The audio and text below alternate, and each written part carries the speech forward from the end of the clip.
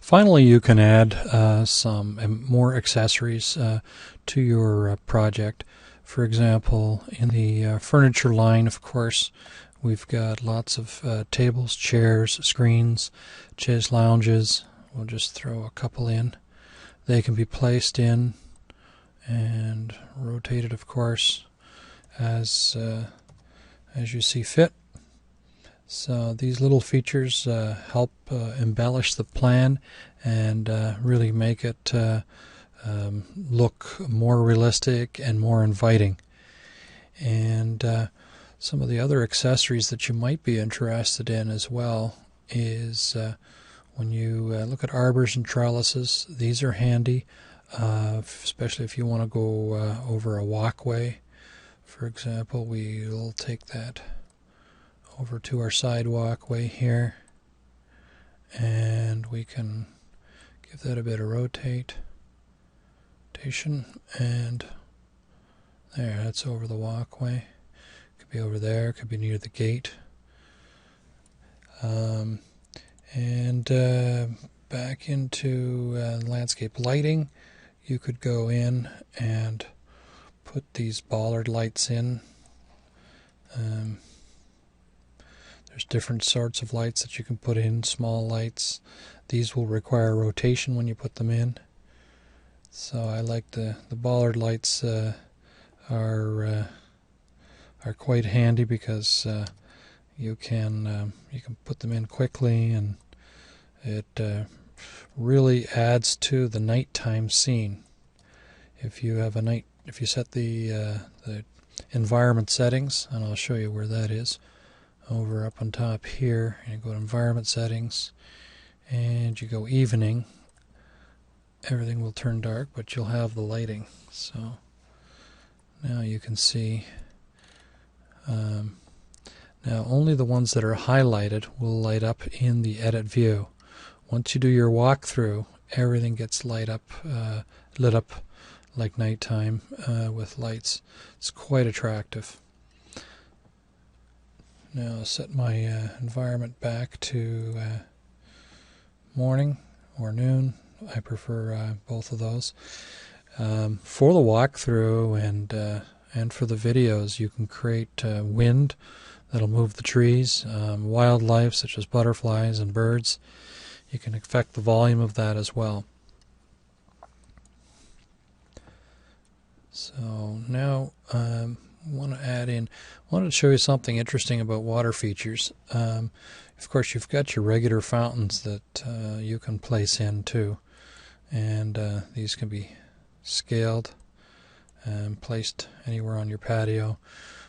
There's a whole host of also planters available.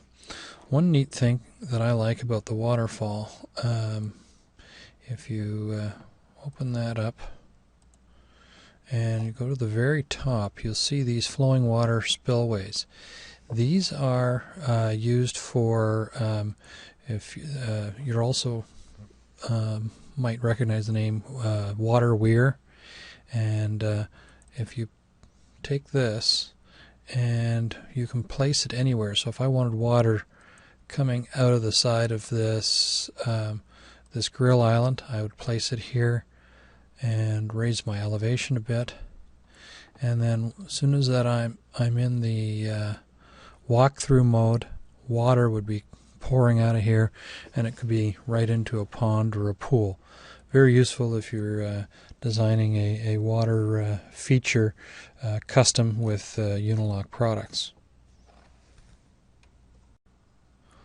Once you've made all your final modifications to your plan, it includes any changes to the paver types, or changes to your planting, or changes to your borders, you can go in and finalize your plan in the plan view by including a legend.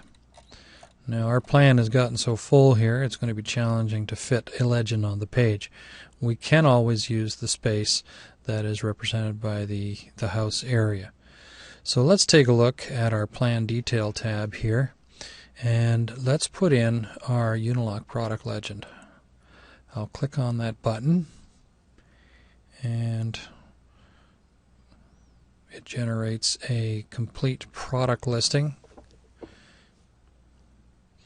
and it'll paste it in the middle of the page, and we get an opportunity to then position it and to place it.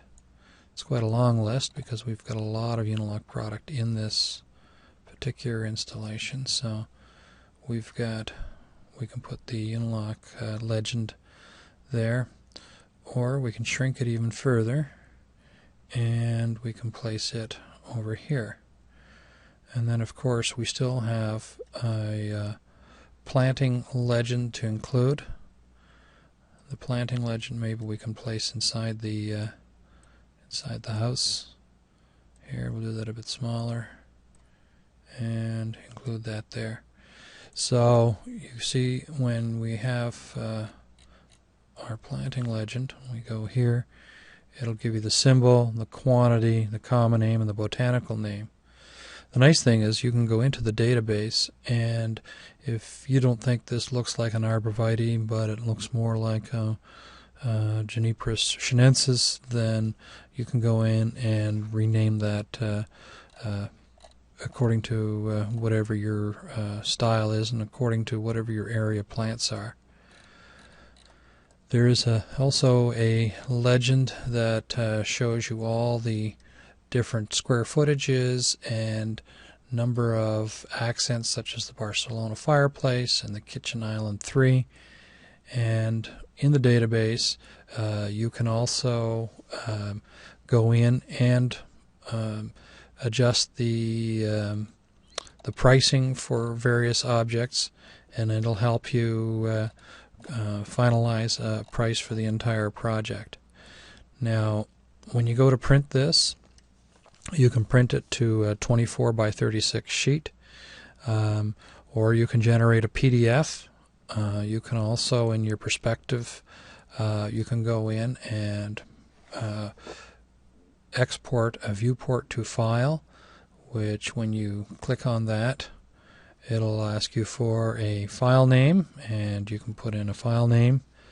We'll put test1 in here, press save, and it'll ask you for the resolution size. I prefer to use 4000 by 2000 here. Set the render quality on high, click OK, and it'll take a few seconds and it'll render that. So now when I go in, I can pull up that photo and have it printed off in high res. The other thing that you can do that in the walkthrough method by pushing F5. You can go through and take snapshots all around the house.